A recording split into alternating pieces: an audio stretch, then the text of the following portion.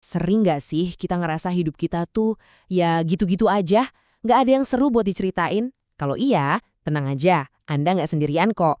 Nah, hari ini kita bakal bongkar rahasia dari bukunya Matthew Dicks, Storyworthy, buat nemuin kalau sebenarnya hidup kita tuh udah penuh sama cerita-cerita keren. Yuk, kita mulai dari perasaan yang kayaknya hampir semua orang pernah ngalamin deh.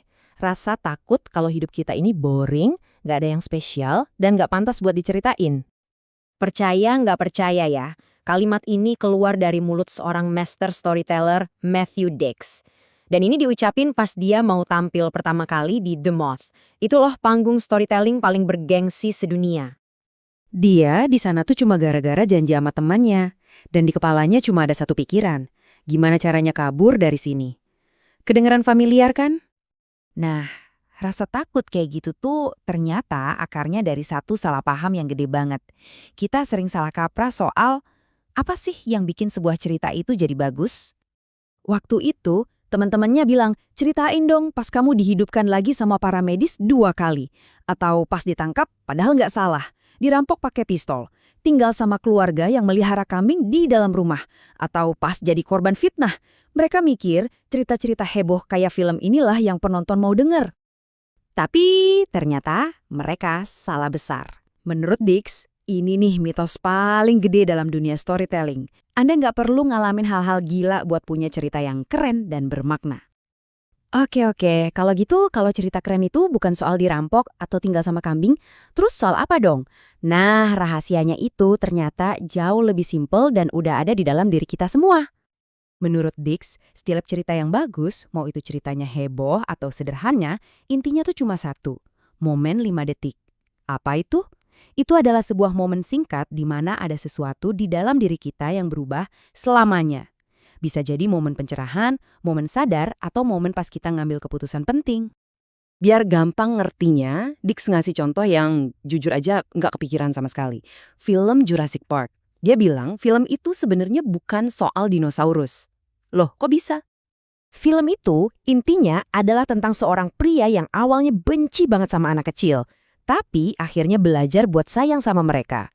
Momen 5 detiknya itu adalah pas Dr. Alan Grant, si ahli dinosaurus itu, ngejatuhin fosil cakar kesayangannya demi meluk anak-anak. Di detik itulah dia sadar, dia juga harus berubah, harus berevolusi. Nah, ini dia bedanya. Antara sekedar anekdot atau cerita lucu-lucuan sama sebuah cerita yang benar-benar cerita. Anekdot itu kayak cerita liburan. Seru, tapi ya udah gitu aja. Kalau cerita sejati, itu dibangun di sekitar momen perubahan 5 detik tadi. Itulah yang bikin nyambung ke hati orang dan gak gampang dilupain. Oke, konsepnya keren banget kan? Tapi pertanyaannya sekarang, gimana caranya kita nemuin momen-momen 5 detik ini di hidup kita yang sibuk dan kadang kerasa gitu-gitu aja? Tenang, Dix punya satu alat yang simple tapi ampuh banget. Namanya pekerjaan rumah seumur hidup. Ini latihan harian yang cuma butuh waktu 5 menit. Caranya gampang.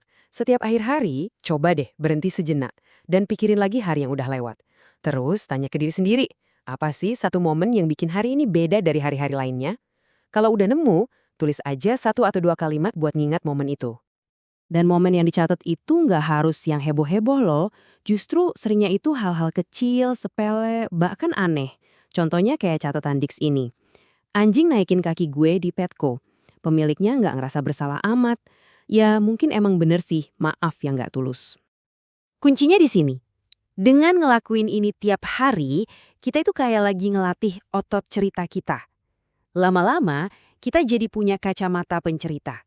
Kita jadi lebih peka, lebih sadar sama momen-momen berharga yang terjadi di sekitar kita setiap hari. Terus, emangnya kenapa ini penting? Apa gunanya?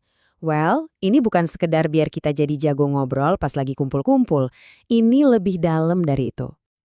Ada cerita nih, seorang perempuan sampai nelpon Dick sambil nangis.